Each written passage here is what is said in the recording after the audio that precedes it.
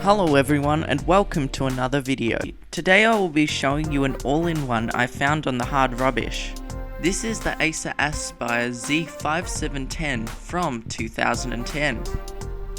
Though it has a couple of flaws in design and has a first generation i5, is it still usable in 2021?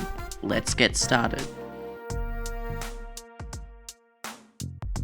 As with most old computers I find, the CMOS battery was dead on arrival, but this is an easy fix. After minutes of waiting, I was finally greeted with the Windows 10 installation screen.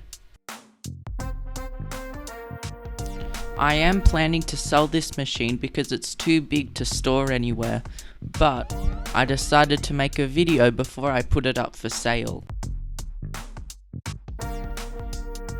Windows is finally installed, and I'd like to mention the amazing sound quality brought to you by the two built-in speakers.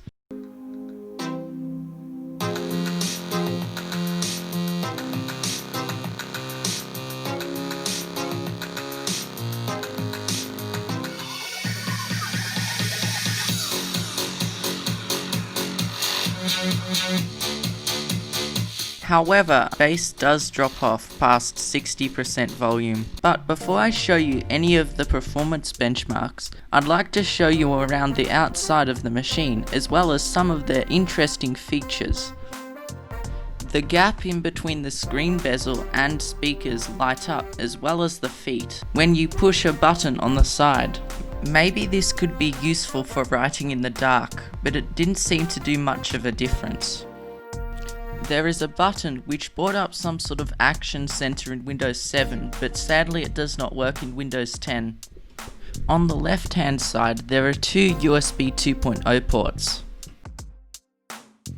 On this bottom section here there is a useful kickstand, a kettle plug and a power supply fan vent.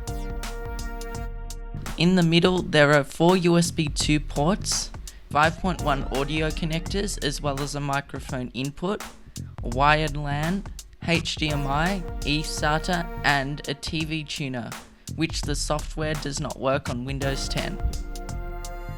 Above that there are four 2GB sticks of DDR3 memory. The display is Full HD 1080p, which also serves as a touchscreen, however it doesn't seem to work on the far edges. Processor is an i5-650.